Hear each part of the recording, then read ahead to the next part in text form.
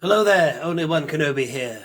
Only one. And welcome to a very special episode. This is episode 100 of the whole series.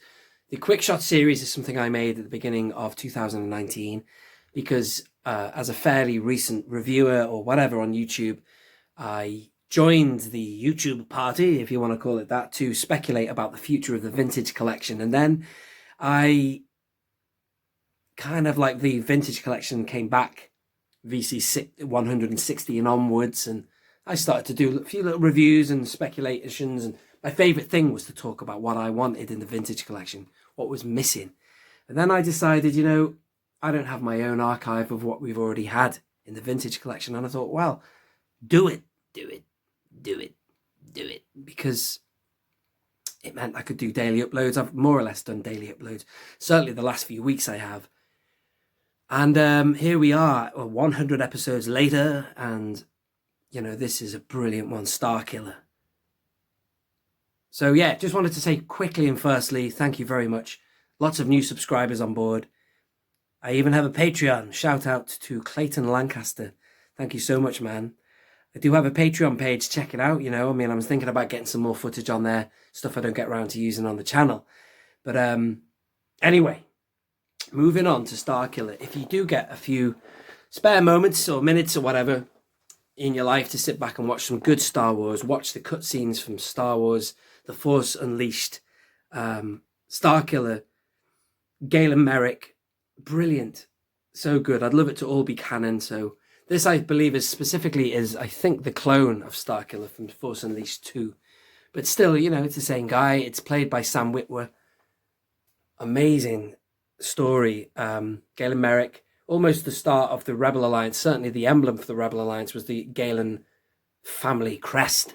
So I quite like all of that. And in fact, the expanded universe, if you stick around and check it out, in very soon I will be doing a video about the expanded universe. I've already done my top 5 in that line. There's only 7 card backs in it, but I am going to do a top 5 figures I really want in the expanded universe, but we're never going to get it anyway. It's just purely pie in the sky because, of course, the expanded universe is now defunct.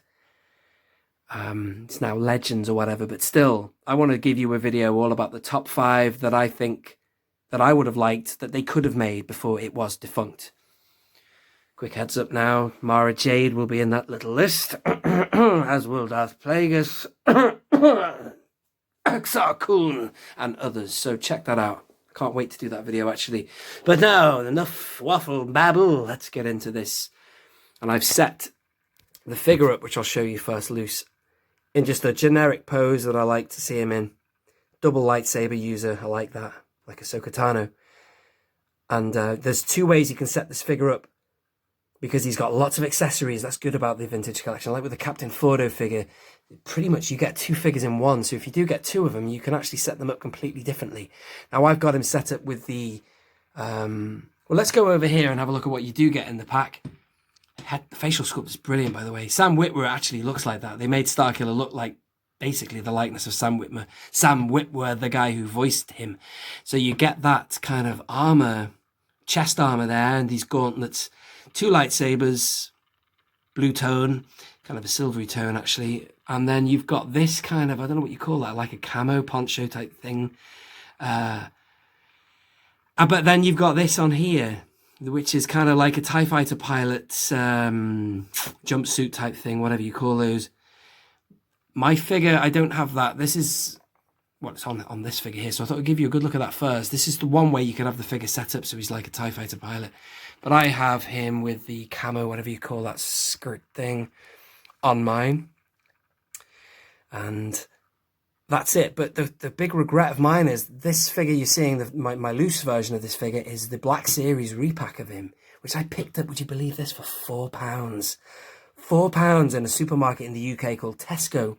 I bought 2 of them.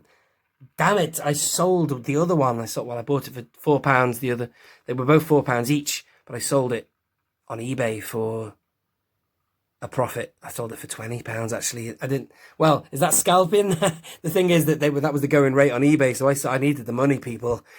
Back 4 years ago this was, and I sold it for a lot more than I bought it for. 5 fours to 25, 5 times the price, but obviously with eBay fees and all that, it's you lose money or whatever. You don't make all the profit back. But anyway, there's the figure. Brilliant. Look at him. He's awesome. I haven't seen the footage for a while of the cut scenes, but I wouldn't mind putting that on at some point soon. The expanded universe logo, a lovely unpunched card back there. And these figures are rocketing in value now. The expanded universe, the EU, as it's also known, is almost like a cult thing now. And I want to discuss it more. I'm going to do a video where I talk about other figures that they could have put in the line.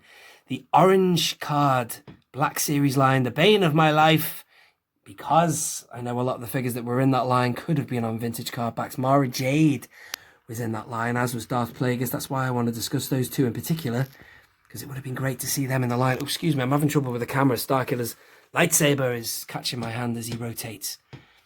One last look at the card. But there he is. One of the only characters, Force users, they managed to clone, which again is not canon anymore. Well, it isn't canon, it's just legends, but the ability to clone Force users is something I would like clarified in canon. Galen Marek, ladies and gentlemen, aka StarKiller, Vader's secret apprentice. The whole thing of him being an apprentice of Vader pre-meeting his son Luke is fascinating anyway, because it shows you more of the dynamics and the tension and the politics of the Sith. You know, the manipulation between two Dark Force users. Right from the get-go of Anakin's reign, he says, I'm more powerful than the Chancellor.